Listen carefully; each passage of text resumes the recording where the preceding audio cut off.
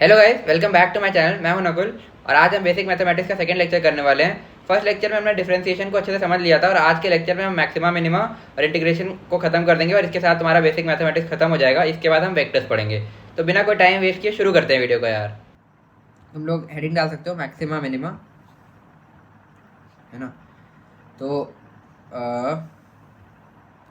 Maxima minima, तो यार अगर हमारे पास सपोज कोई एक कर्व गिवन है ना। तो उस कर्व, सपोज ये एक हमारा गिवन कर्व है, तो इस कर्व पर जो पॉइंट्स पर मैक्सिमा है और पॉइंट्स पर मिनिमा है, उन पॉइंट्स को हम कैसे लोकेट करेंगे, यही हम इसमें देखने वाले हैं। तो यार तुम देखो, ये जो पॉइंट्स हैं ना, ये वाले दोनों, ये लोकल मैक्सिमा है। मतलब ये आसपास की वैल्यू से ज़्यादा है, अपनी नेबरिंग वैल्यू से ज़्यादा है, तो ये लोकल मैक्सिमा है। और इन्हीं लोकल मैक्सिमा का मैक्सिमा जो होगा, सपोज ये वैल्यू अगर 10 थी तो ये वैल्यू कुछ 15 थी, तो ये हमारा ग्लोबल मैक्सिमा हो जाएगा, यानी कि फंक्शन का ओवरऑल मैक्सिमम वैल्यू पूरी रेंज में। और ये जो था ये इसके नेबरहुड में मैक्सिमम था। तो इस तरीके से हम लोकल मैक्सिमा निकालते हैं, फिर उनसे हम ग्लोबल मैक्सिमा भी निकाल सकते हैं उनको कंपेयर करके। और सिमिलर फॉर मिनिमा देख सकते हो तुम। तो अभी हम बात करते हैं लोकल मैक्सिमा और लोकल मिनिमा के पॉइंट्स हम कैसे लोकेट करेंगे एक कर्व पर। सपोज हमें कोई कर्व गिवन है y equal to f x. अब उसकी इक्वेशन कुछ भी सकती है, y equal to sine x, y equal to m x plus c, y equal to cos x, या y equal to x square, कुछ भी पैराबोला, या कोई भी कैसा भी कर्व हो सकता है। तो अब हमें उस पर मैक्सिमा और मिनिमा लोकेट करने हैं। तो यार तुम ये देखो, ये दोनों पॉइंट इस कर्व पे मैक्सिमा के पॉइंट्स हैं और ये वाला पॉइंट मिनिमा का पॉइंट है। लेकिन इन तीनों ही पॉइंट में तुम्हें एक चीज़ कॉमन दिखेगी। देखो यहाँ पर भी स्लोप जीरो है, इस पॉइंट पर स्लोप जीरो है कर्व का, और इस पॉइंट पर भी स्लोप जीरो है, और मिनिमा वाले पॉइंट पर भी स्लोप जीरो है। तो एक चीज़ हमें समझ में आई यार कि for maxima as well as minima जो हमारा स्लोप होगा ना y equal to f x का, वो जीरो होगा। यहाँ तक क्लियर है? मेरे ख्याल से यहाँ तक कोई डाउट होना नहीं चाहिए। तो अब स्लोप को हम d y by d x भी कहते हैं, यानी कि जो हमारा डिफरेंशियल होता है d y by d x derivative, वो स्लोप दिखाता है। ये हमने पिछले लेक्चर में देखा था। तो d y by d x zero होना चाहिए for maxima as well as minima points, ठीक है। और d y by d x को हम वाई डैश भी कहते हैं, तो वाई डैश हमारा जीरो होना चाहिए। ये कंडीशन ये तो समझ में आ गई। बट मैक्सिमा के लिए भी वाई डैश जीरो है और मिनिमा के लिए भी वाई डैश जीरो है। तो अब हम कैसे आइडेंटिफाई करेंगे कि कहाँ पर मैक्सिमा और कहाँ पर मिनिमा है। तो तुम ये देखो यार, ये कर्व है जहाँ पर मैक्सिमा बन रहा है। मैक्सिमम तुम एक चीज़ देखोगे कि सपोज इस पॉइंट पर कुछ स्लोप तुम्हारा 2 था, फिर हम थोड़ा आगे गए तो अगले थोड़ा आगे के पॉइंट पर स्लोप घट गया और सपोज ये 1 हो गया, ठीक है। तो यहाँ से यहाँ जाने में हमारा जो स्लोप है ना वो घटा, स्लोप जो है वो डिक्रीज हुआ, और ऐसे करते करते फिर ये 0 हो गया और फिर यहाँ से फिर ये नेगेटिव पे बढ़ने लगा। तो मैक्सिमा के लिए हमने चीज़ देखी कि स्लोप घटता जा रहा है। अब तो मिनिमा वाले कर्व पर आओ यार। सपोज इस पॉइंट पर ये स्लोप कुछ -2 था और ये अगले पॉइंट पर -1 सा कुछ हो गया। तो स्लोप एक्चुअली में तो ढलान घट ही रही है, देखोगे तो ऐसे करके ऐसे आ रहा है, बट नेगेटिव में घट रही है, यानी कि स्लोप -2 से -1 हो गया, यानी कि उसकी जो न्यूमेरिकल वैल्यू थी ना वो बढ़ गई। तो मतलब न्यूमेरिकल वैल्यू बढ़ गई, यानी कि स्लोप जो है वो इंक्रीज हो गया। अब तुमने ध्यान से देखा, मैक्सिमम में स्लोप डिक्रीज हो रहा था और मिनिमा में जो है स्लोप इंक्रीज कर रहा है, ठीक है। तो अब हम इसी पर एनालिसिस बनाएंगे कि कैसे मैक्सिमम मिनिमा लोकेट करते हैं। तो मैक्सिमम हमने देखा स्लोप डिक्रीज कर रहा है और मिनिमम हमने देखा स्लोप इंक्रीज कर रहा है। तो मैक्सिमम में जो हमारा rate of change of slope है ना वो नेगेटिव होना चाहिए, यानी कि स्लोप घट रहा है तो उसका रेट ऑफ चेंज नेगेटिव होना चाहिए। तो जो हमारा rate of change of slope है वो नेगेटिव होना चाहिए, और मिनिमम में हमने देखा कि स्लोप बढ़ रहा है, यानी कि उसका रेट ऑफ चेंज जो है ना वो पॉजिटिव होना चाहिए, ठीक है। ये बिल्कुल वैसा ही है यार कि अगर किसी कार की स्पीड बढ़ रही है तो उसका एक्सेलरेशन पॉजिटिव होता है, या कार की स्पीड घट रही होती है तो एक्सेलरेशन नेगेटिव होता है। तो ये उसी तरह की चीज़ है, समझ गए होगे तुम। तो हमने कहा rate of change of slope, तो rate of change of slope क्या होगा, d y dash by d x, यानी कि वाई डबल डैश या डबल डेरिवेटिव, यानी कि तुम इसी को ऐसे भी लिख सकते हो d two y by d x two, या इस तरीके से भी लिख सकते हो, ठीक है। ये तुम्हारा हो गया वाई डबल डैश, ठीक है। तो अब हमने चीज़ देखी कि मैक्सिमा के लिए जो हमारा वाई डबल डैश है ना वो नेगेटिव होगा, यानी कि वो डिक्रीज करेगा, rate of change of slope less than zero होगा। और तुम ये रटने की जरूरत नहीं है, तुमने ग्राफ देखा ना, तुम बस एक बार कर्व बनाओ ऐसे, तुम्हें खुद दिख जाएगा कि यार ये स्लोप देखो घटते घटते जा रहा है, तो ये वाई डबल डैश हमारा लेस देन जीरो चाहिए। मिनिमा के लिए हम देखेंगे तो स्लोप जो है वो ऐसे आया फिर ऐसे आया, ये नेगेटिव में बढ़ रहा है, यानी कि जो स्लोप है हमारा वो बढ़ते जा रहा है, तो हमारा y double dash greater than zero होना चाहिए। इसको तुम ऐसे भी देख सकते हो कि ये देखो ये रहा ये रहा, ये देखो ये बढ़ते जा रहा है, 1 है, ये 2 है, और ये ऐसे आगे बढ़ते जाएगा। तो स्लोप तुम्हारा कॉन्स्टेंटली बढ़ते जा रहा है मिनिमम में, और मैक्सिमम में घटते जा रहा है। तो मैक्सिमम में y double dash less than zero है और मिनिमम में y double dash greater than zero है, और दोनों में पहले वाई डैश जीरो तो है ना। तो पहली कंडीशन तो हो गई वाई डैश जीरो, और फिर उसके बाद वाई डबल डैश अगर लेस देन जीरो है तो मैक्सिमा, और वाई डबल डैश अगर ग्रेटर देन जीरो है तो मिनिमा। जस्ट इतना सा यार, सिंपल सा, इसमें कुछ खास नहीं है। ये मैंने यहाँ पर साथ में लिख दिया है, मैं ये इसके नोट्स के मैं PDF भेज दूंगा, और तुम चाहो तो खुद भी लिखते रहो, क्योंकि हाथ चलते रहेगा तो ज़्यादा अच्छा रहेगा। अब एक क्वेश्चन कर लेते हैं यार, ताकि ये कॉन्सेप्ट एकदम क्लियर हो जाए और फिर हम आगे इंटीग्रेशन पर बढ़ेंगे। ठीक है। तो हमारा क्वेश्चन ये है कि हमें एक कर दिया है y equal to 6x² minus 24x plus 13। तो हमें बताना है x की वैल्यू जिस पर y जो है वो मैक्सिमम हो और मिनिमम हो, मतलब उसका मैक्सिमम हो और मिनिमम हो। और तो स्टार्ट करते हैं। तो दोनों ही केस में यार, for maxima as well as minima, हमारा जो y डैश है ना वो तो 0 होना ही चाहिए। तो y डैश लिख लेते हैं यार। तो y हमारा क्या है, 6x² माइनस 24x प्लस 13। जो हमारा y डैश होगा ना वो हो जाएगा, इसका डिफ्रेंसिएशन किया तो 12x माइनस 24, और ये हमारा 0 होना चाहिए। तो अगर हमने ऐसा किया तो 12x इक्वल टू 24 हो जाएगा, यहाँ से हमारा x इक्वल टू 2 निकल करके आ जाएगा। ठीक है। अब ये मैक्सिमा है या मिनिमा है, मैक्सिमा या मिनिमा, ये हमें समझना पड़ेगा। तो पहले हम y डबल डैश निकाल लेते हैं। यहाँ से y डैश था, तो y डबल डैश जो होगा हमारा वो, इसको हम जो है डिफ्रेंशिएट कर देंगे तो वो हमारा हो जाएगा 12, है ना। तो y डबल डैश तो पॉजिटिव है फॉर एनी वैल्यू और कांस्टेंट है, ठीक है। तो x इक्वल टू 2 पर भी y डबल डैश जो है ना हमारा वो 12 ही रहेगा, ठीक है। तो अब हमने देखा y डैश इक्वल टू 0 है x इक्वल टू 2 पर, है ना, और y डबल डैश जो है वो ग्रेटर देन 0 है। ये किस चीज़ की कंडीशन होती है, ये होती है मिनिमा की कंडीशन। तो हमारा ये एक मिनिमा होगा। और इसके अलावा मैक्सिमा इसमें है नहीं, क्योंकि ये पूरे डोमेन में ही अपने डिक्रीज होता जा रहा है। ये देखो, तुम दिख रहा होगा तुम्हें, क्योंकि y double dash greater then 0। तो अब तुम्हें समझ में आ गया होगा मेरे ख्याल से, ठीक है। तो ये इतना सिंपल है यार। अब इसमें मैं क्या ही क्वेश्चन कराऊँ तुम्हें, इसमें मैं होमवर्क दूंगा, वो तुम कर लेना। बाकी इसमें कुछ खास करने लायक और है नहीं, बस इतना सही था। तो अब हम स्टार्ट करते हैं इसके बाद इंटीग्रेशन। तो हम लोग हेडिंग डाल सकते हो,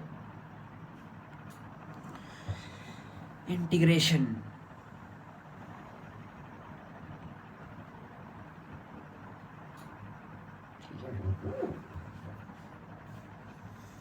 हाँ, एक चीज़ मिस आउट हो गई। हाँ, डबल डिफरेंशिएशन मैंने अलग से नहीं कराया, बट तुम्हें ऊपर वाले क्वेश्चन में करके दिखा दिया। पहले एक बार डिफरेंशिएट करो और फिर उसी y डैश को एक बार फिर से डिफरेंशिएट कर दो, तो वो हो जाएगा तुम्हारा डबल डिफरेंशिएशन। अब इसको मैंने अलग से नहीं कराया, इसके क्वेश्चन अभी तुम्हें मैं दूंगा, तो तुम उससे कर लेना। बाकी और कुछ खास नहीं, उसको डिफरेंशिएट करके फिर से एक बार डिफरेंशिएट करना है, और कुछ नहीं, ठीक है। तो अब इंटीग्रेशन स्टार्ट करते हैं, ठीक है।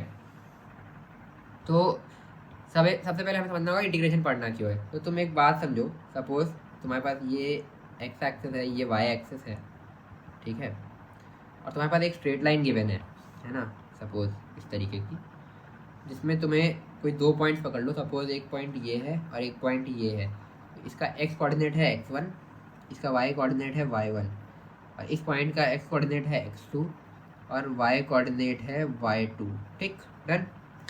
तो अगर मैं तुम्हें इसके नीचे का एरिया निकालने को बोलूँ, इस कर्व के नीचे का, यानी कि ये एरिया जो है तुम्हारा, ये निकालने को बोलूँ, ये तुम बहुत इजीली निकाल लोगे यार, क्योंकि तुम्हें इसको तुम शांति से बस 2 पार्ट में ऐसे डिवाइड करोगे, ये यहाँ से, और इस रेक्टेंगल का एरिया तुम्हें निकालना आता है, और इस ट्रायंगल का भी तुम एरिया निकाल लोगे, तुम्हें कोऑर्डिनेट्स पता है, तो इजीली तुम इसका एरिया निकाल लोगे। बट अब मैं इसी सिचुएशन को थोड़ा सा चेंज करता हूँ, ठीक है। सपोज ये है ना, एक्स वाई, और अब मैंने तुम्हें स्ट्रेट लाइन ना दे करके कोई ऐसा एक कर्व दे दिया। इस कर्व की कुछ इक्वेशन होगी, y equal to f x मान लो, ठीक है। अब इसमें तुम्हारे पास 2 पॉइंट्स हैं। सपोज ये पॉइंट है x1 y1 और ये पॉइंट है x2 y2। और अब मैंने तुमसे ये वाला एरिया पूछ लिया पूरा, तो ये कैसे निकालोगे, है ना। तो अब तो दिक्कत हो जाएगी यार, क्योंकि इसका तो हमें कोई फार्मूला पता नहीं। एक्चुअली जो हमने फार्मूले भी पढ़े हैं ना एरिया वगैरह के, वही सब इंटीग्रेशन से ही आते हैं, बट हम पहले फार्मूला रट लेते हैं, हम बाद में इंटीग्रेशन पढ़ते हैं। अब मैं तुम्हें समझाता हूँ कैसे, ठीक है। तो अब हम एक काम करेंगे कि हमें क्या समझ में आ रही है कि अब हम इसका एरिया ऐसे तो निकाल लेते हैं। हम छोटी छोटी स्ट्रिप्स ले लेंगे। सपोज हम यहाँ से कुछ एक dx लेंथ गए, ये छोटी सी dx लेंथ, और एक स्ट्रिप ले ली, है ना, ये हमारी स्ट्रिप 1 हो गई इस तरीके की, इसका ये है dx, है ना। फिर हम आगे फिर थोड़ा सा dx लेंथ एक और गए और हमने एक और स्ट्रिप ले ली, है ना। हमारी y की वैल्यू बदलती जा रही है, ये कुछ y था, ये कुछ y था। फिर हम आगे एक और गए, एक और छोटी सी हमने स्ट्रिप ले ली इस तरीके से, है ना। तो और तुम एक चीज़ और देखोगे, जितनी चीज़ तुम्हें समझ में आई, ठीक है, हम छोटे छोटे dx उसकी वो लेते चले जा रहे हैं, छोटी छोटी स्ट्रिप्स लेते चले जा रहे हैं। तो अगर हम इन छोटी स्ट्रिप का एरिया ऑफ स्मॉल स्ट्रिप लिखेंगे, तो वो हो जाएगा कुछ एक constant y, suppose this is the y, तो y dx, है ना। अब ये y चेंज होता जा रहा है, यहाँ पर कुछ और है, फिर वाई जो है वो यहाँ पर कुछ और है, फिर यहाँ पर कुछ और है, यहाँ पर कुछ और है, ऐसे बढ़ते जा रहा है। बट हमारा जो एरिया ऑफ स्मॉल स्ट्रिप है वो वाई डी एक्स रहेगा, ठीक है। तो अगर अब हमें पूरे कर्व का एरिया चाहिए यहाँ से यहाँ तक, मतलब सॉरी, पूरे कर्व का एरिया चाहिए ना, ये वाला पूरा एरिया, तो इसके लिए हम क्या करेंगे, ये जो छोटी छोटी स्ट्रिप के एरिया है इनको ऐड करते चलेंगे, है ना। ये स्ट्रिप 1 है, ये स्ट्रिप 2 है, स्ट्रिप 3 है, ऐसे बहुत सारी स्ट्रिप बनेंगी, उन सबके एरियाज को हम ऐड करते चलेंगे। तो हम इसको ऐसे भी लिख सकते हैं, ये स्मॉल स्ट्रिप का एरिया लिख लिया, तो रिक्वायर्ड एरिया जो हमें चाहिए है ना, वो हो जाएगा sigma of y d x, है ना। या इसको अगर हम डेल्टा एक्स कहते हैं ना, ये इसी को जब हम, अगर ये डेल्टा एक्स कहते हैं ना, इस थिकनेस को हम डी एक्स की बजाय अगर हम डेल्टा एक्स कहते तो हम कहते ये होता वाई डेल्टा एक्स, और इसको हम कह रहे थे सिग्मा वाई डेल्टा एक्स, ठीक है, इस तरीके से। अब हमने कहा डेल्टा एक्स को हमने बहुत छोटा कर दिया, टेंडिंग टू जीरो। अगर हम इसको टेंडिंग टू जीरो कर देंगे तो तुम्हें खुद दिख रहा है कि ये लगभग लगभग इसके बराबर ही आ जाएगा, है ना। और ये इतनी छोटी छोटी स्ट्रिप्स बनेंगी, इतनी छोटी छोटी टेंडिंग टू जीरो, तो हमारा लगभग लगभग ये कर्व पर ही आने लगेंगे पॉइंट्स, है ना। तो डेल्टा एक्स को हम जैसे टेंड टू जीरो करते हैं, तो हमारा जो सिग्मा वाई डेल्टा एक्स था ना, सिग्मा को हम जैसे सिग्मा को हम इंटीग्रेशन के साइन से चेंज कर देते हैं, और ये बन जाता है इंटीग्रेशन वाई डी एक्स। ये होता है हमारा एरिया, है ना। तो ये समझ में आया, छोटी छोटी स्ट्रिप्स को हम इंटीग्रेट करते चले जाते हैं, तो ये होता है, ठीक है। अब एक चीज़ और समझने वाली है, सपोज ये हमारा कर्व था y as a function of x में, ठीक है, ये कर्व था। तो अगर हमें यहाँ से यहाँ तक का एरिया चाहिए, तो जब हम ये डेल्टा एक्स को इतना रख रहे हैं, है ना, कुछ इतनी मोटी मोटी स्ट्रिप्स ले रहे हैं, है ना, इस तरीके की, तो हमारा जो एरर आ रहा है ना वो ये है। पर अब मान लो हम स्ट्रिप्स की थिकनेस थोड़ी सी कम कर दें, अब हम इतनी थिकनेस की स्ट्रिप्स ले रहे हैं, है ना, ये फिर ये फिर ये, मतलब उतने में ये 3 टाइम्स हमने थिकनेस को कम कर दिया, तो अब हमारा एरर ये हो गया, तो एरर भी कम हो गया। तो हमने देखा जैसे हम डेल्टा एक्स को डिक्रीज़ करते जा रहे हैं ना, तो हमारा एरर भी डिक्रीज़ करता जा रहा है। इसीलिए हम डेल्टा एक्स को टेंडिंग टू जीरो कर देते हैं एक्यूरेट एरिया निकालने के लिए, तो हमारा एरर भी टेंडिंग टू जीरो हो जाता है। और वही हम जब डेल्टा एक्स को टेंडिंग टू जीरो कर देते हैं, तो जो हमारा सिग्मा वाई डेल्टा एक्स था ना, वो इंटीग्रेशन वाई डी एक्स में कन्वर्ट हो जाता है, ठीक है। तो यही होता है हमारा, ठीक है।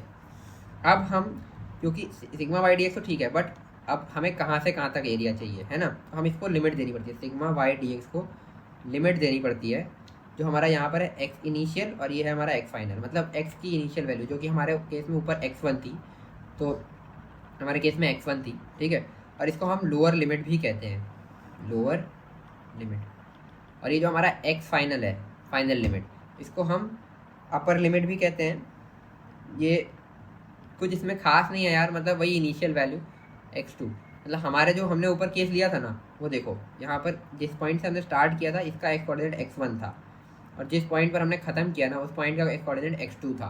तो हमारा लोअर लिमिट हो गया x1 और हमारा अपर लिमिट हो गया x2। हम लिमिट x को क्यों दे रहे हैं, क्योंकि हम x के रिस्पेक्ट में इंटीग्रेट कर रहे हैं, क्योंकि ये dx है, ठीक है। इस तरीके से हम एरिया निकाल सकते हैं, इतना ही अभी तुम्हें जानना ज़रूरी है, इससे ज़्यादा कुछ नहीं।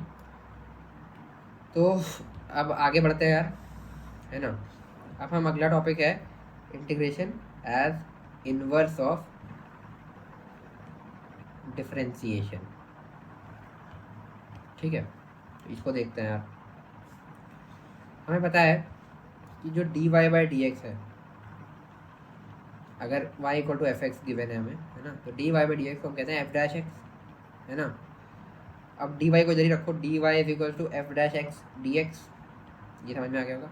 दोनों साइड इंटीग्रेट करोगे तो इधर बन जाएगा y is equal to f x, ठीक है, इस तरीके का। तो यानी कि जो हमारा डिफरेंशिएशन है ना उसी का उल्टा होता है इंटीग्रेशन, है ना। सपोज हमारे पास कोई फंक्शन है y is equal to sine x, है ना, ठीक है। तो अब हम dy बाई डी एक्स, क्योंकि तुम्हें पता है साइन एक्स का कॉस एक्स होता है, तो dy बाई डी एक्स हमारा कॉस एक्स हो जाएगा, ठीक है। और मान लो हमारे पास एक फंक्शन है y equal to sine x plus 2, है ना, तो इसका हमारा dy बाई डी एक्स क्या होगा, ये भी cos x हो जाएगा, है ना। तो यहाँ से हम लिखेंगे dy equal to cos x d x, और इसके लिए भी हम लिखेंगे dy equal to cos x d x.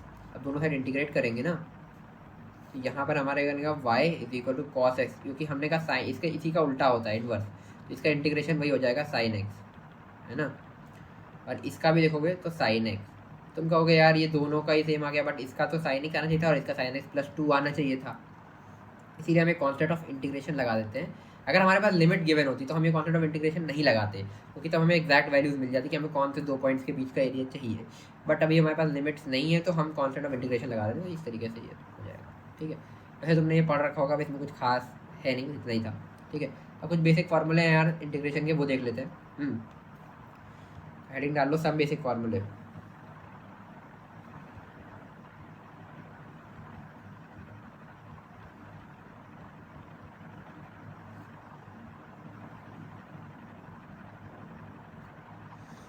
चलो, तो पहला है हमारा यार इंटीग्रेशन ऑफ के डी एक्स, है ना। तो हमारा जो के है ना वो एक कोई कांस्टेंट वैल्यू है। ठीक है, एग्जाम्पल जैसे तुम इंटीग्रेशन 2 dx कह सकते हो, इंटीग्रेशन 7 dx कह सकते हो, इस तरीके का कुछ भी है ना। ये के कांस्टेंट वैल्यू है। ठीक है, तो कांस्टेंट का इंटीग्रेशन होता है के एक्स, और प्लस हम एक कांस्टेंट ऑफ इंटीग्रेशन लगाते ही हैं, ये भी कांस्टेंट ऑफ इंटीग्रेशन है। ठीक है, कांस्टेंट ऑफ इंटीग्रेशन यही होता है। ठीक है, इसमें कुछ खास नहीं है। अगला तुम्हारा आया इंटीग्रेशन ऑफ एक्स की power n d x, n -1 नहीं होना चाहिए। ठीक है, तो हम क्या करते हैं, इसी पावर को बढ़ा देते हैं एक से, n की जगह n+1 कर देते हैं, और इसी बढ़ी हुई पावर से डिवाइड कर देते हैं अपॉन n+1, और प्लस सी तो अपना रहेगा ही। ठीक है, अब इसी से मान लो इंटीग्रेशन ऑफ ए एक्स की पावर n पूछ लें, जी सर a हमारा कांस्टेंट है ना। तो इस a को हम शांति से बाहर निकाल सकते हैं, और हम इसको कह सकते हैं a इंटीग्रेशन एक्स की पावर n, और फिर ऊपर से जैसे किया तो इसको ऐसे कर सकते हो a एक्स की power n upon n+1 upon n+1 plus c, तो ये हो गया तुम्हारा। ठीक, सिंपल एज दैट। अब दूसरा यार, क्योंकि तीसरा हमने कहा था इंटीग्रेशन ऑफ एक्स की power n d x, n equal to -n -1 नहीं होना चाहिए, हमने पिछले केस में ही कहा था। तो अगर n इक्वल टू -1 होगा तो क्या होगा, तो लिखो ये हो जाएगा इंटीग्रेशन ऑफ एक्स की पावर -1 डी एक्स, यानी कि हम इसको कह सकते हैं integration of 1/x D x. अब तुम ही बताओ यार कि 1/x जो होता था ना वो किसका डिफ्रेंसिएशन होता था, ln x का, तो ln x प्लस सी हो जाएगा, सिंपल। अब इसी तरह अगर मैं तुमसे कहूँ simple integration of a/x dx, a equal to constant, है ना।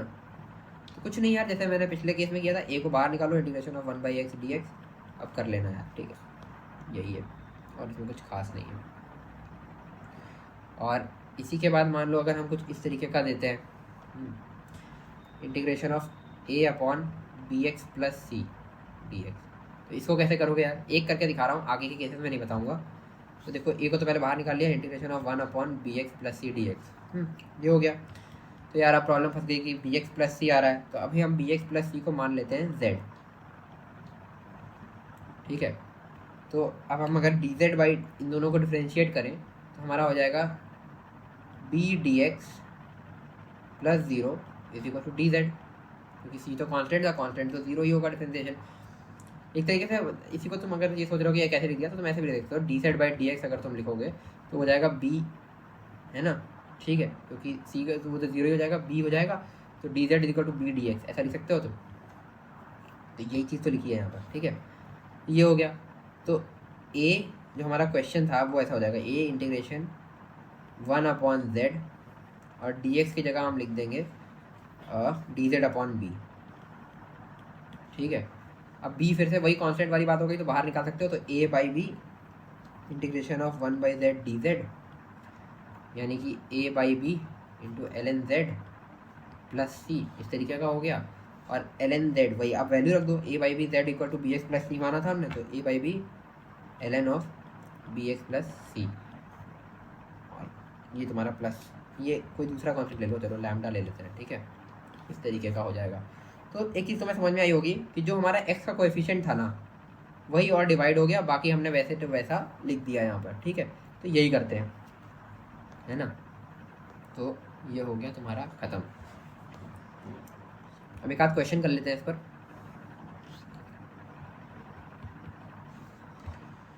Integration of 4x square plus 3x plus 2 dx, तो यार अब मैं ये बताने नहीं जा रहा फिर से कि इसको तुम अलग अलग से भी कर सकते हो। तो अब इसको पॉज करके तुम सॉल्व कर लेना और उसके बाद अब तुम सॉल्यूशन देख लो। इंटीग्रेशन ऑफ 4x² dx, इसको ऐसे भी कर सकते हैं, प्लस इंटीग्रेशन ऑफ 3x, ये मैंने पहली और आखिरी बार ऐसे लिखा है, इंटीग्रेशन ऑफ 2dx, है ना। ये हो गया तुम्हारा, ये हो जाएगा तुम्हारा 8, सॉरी माई मिस्टेक, इसका इंटीग्रेशन हो जाएगा 4x³ plus 3x² 2 plus 2x plus c, ठीक है। अब एक क्वेश्चन में तुम्हें और दे रहा हूँ, ये तुम अपने आप से ट्राई कर लेना, इंटीग्रेशन ऑफ 2/3x + 4 dx, ठीक है। इसका मैं डायरेक्ट आंसर लिख रहा हूँ, ठीक है। कोई प्रॉब्लम हो तो तुम बाद में कमेंट सेक्शन में पूछ सकते हो।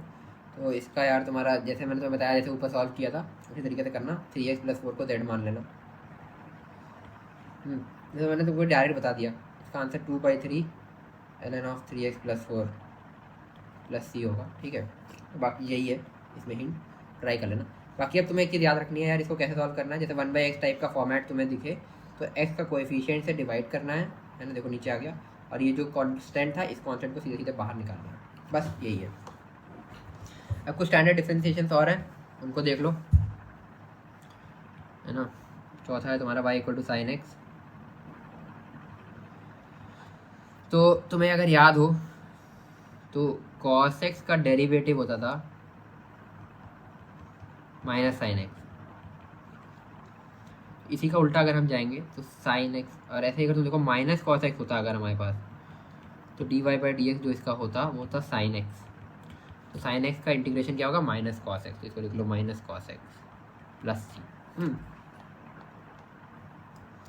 अब ये मैं तुम्हें अभी भी नहीं बता रहा, अगर y = a sin x हो तो इसका कर लेना, और y = a sin bx + c हो, वही bx + c को z मानना और कर लेना, ठीक है। ये तुम अपने आप कर लेना, अभी ये मैं बताने नहीं जा रहा वरना बहुत टाइम वेस्ट होगा, और इसमें कुछ खास है भी नहीं, ठीक है।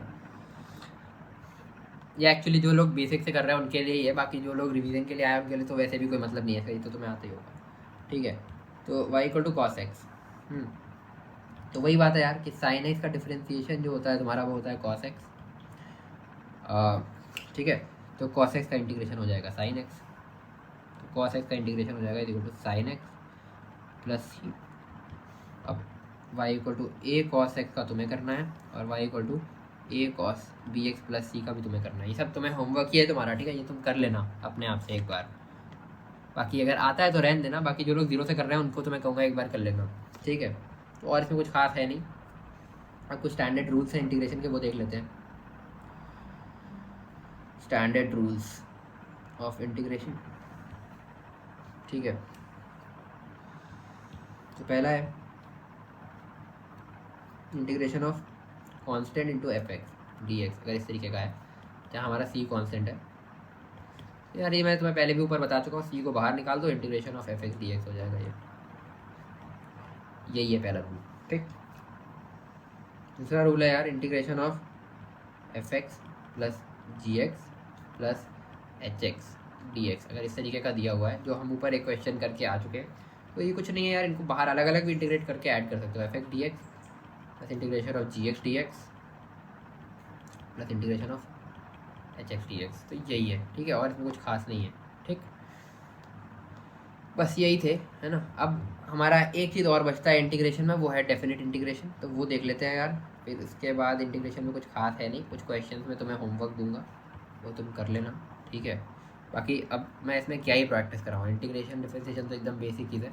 ये वैसे तो रिवीजन कोर्स में मैं पढ़ाता भी नहीं, बट क्योंकि हमने 0 to वो बात करी थी कि मतलब जो लोग 0 से पढ़ रहे हैं उनके लिए, तो उनके लिए मैंने एक बार पढ़ा दिया, तो इसलिए जो लोग रिवीजन के लिए कर रहे हैं वो चाहे तो ये लेक्चर नहीं भी देखें तो कोई दिक्कत नहीं है, वो बेसिक मैथ्स का वेक्टर वगैरह भी छोड़ सकते हैं, क्योंकि उसमें क्वेश्चन तो उससे डायरेक्टली आते नहीं जेई में। ये तुमने देखा है, डिफरेंशिएशन इंटीग्रेशन जो मैथ्स में आते हैं वो बहुत हाई लेवल के आते हैं, वो तुम मैथ्स में पढ़ते हो। तो ये फिजिक्स वाला डिफरेंशिएशन इंटीग्रेशन बेसिकली होता है इसीलिए ताकि तुम्हें आगे की फिजिक्स समझ में आए, ठीक है। तो जो लोग रिवीजन के लिए देख रहे हैं वो ये वाले स्किप कर सकते हैं, बट काइनेमेटिक्स यहाँ अच्छे क्वेश्चन भी होंगे, तो काइनेमेटिक्स से तुम लोग कैचअप कर सकते हो। चलो, डेफिनेट इंटीग्रेशन, ठीक है। तो जैसे हमने बताया था, अगर इंटीग्रेशन ऑफ fx dx है ना, तो हमें अगर कर्व का कोई कर्व है इस तरीके का, तो ये x1 y1 पॉइंट है ना, ये x2 y2 पॉइंट है, तो हमें अगर यहाँ से यहाँ तक वाला ही एरिया चाहिए, तो हम इसको लिमिट देते हैं x1 से लेकर के x2, ठीक है, इस तरीके से। तो इसी को हम ऐसे, सपोज fx का इंटीग्रेशन कुछ कैपिटल fx बनता है, तो कैपिटल fx में हम लिमिट लगाते हैं x1 से लेकर के x2 तक, ये होता है f of x2 minus f of x1, ये होता है इसका आंसर कैपिटल। ये डेफिनेट इंटीग्रेशन हो सकता है तुम्हें अभी समझ में ना आया हो, तो एक क्वेश्चन से दिखा देता हूँ। सपोज तुम्हें दिया integration of x square dx, है ना, from x equal to 1 to x equal to 4। तो ये इसका मैं ग्राफिकल मतलब भी समझा देता हूँ, ये कहना क्या चाह रहा है। सपोज ये ग्राफ है इसका, तो एक्स स्क्वायर का ग्राफ तुम्हें पता है कुछ ऐसा सा होता है, पैराबोला होता है ना, इस तरीके से। तो हम कहना चाह रहे हैं x इक्वल टू 1, सपोज ये है, और ये x इक्वल टू 4 है। तो हमें ये वाला एरिया बेसिकली चाहिए, है ना। तो यहाँ से लेकर के यहाँ तक, तो लोअर लिमिट 1 है और अपर लिमिट 4 है। तो अब इसको कैसे सॉल्व करेंगे, एक्स स्क्वायर का इंटीग्रेशन क्या होगा यार, x³ अपॉन 3, यही हो जाएगा इंटीग्रेशन। और इसकी लिमिट्स हमने कहाँ से कहाँ तक कही है, 1 से 4, यानी कि हमें 4³ अपॉन 3, मतलब इसी में वैल्यू रख दिया 4, माइनस 1³ अपॉन 3, इसी में रख दिया वैल्यू। ये हो जाएगा तुम्हारा 64/3 माइनस 1/3, यानी कि 63/3, ये हो जाएगा तुम्हारा आंसर। आई होप तुम्हें आज का वीडियो पसंद आया होगा। अगर पसंद आया तो वीडियो को लाइक करना, अपने दोस्तों के साथ शेयर करना और चैनल को सब्सक्राइब कर लेना, ताकि तुमसे कोई भी आने वाली वीडियो मिस आउट ना हो। तब तक के लिए मिलते हैं नेक्स्ट वीडियो में। Till then stay motivated and keep studying. Bye.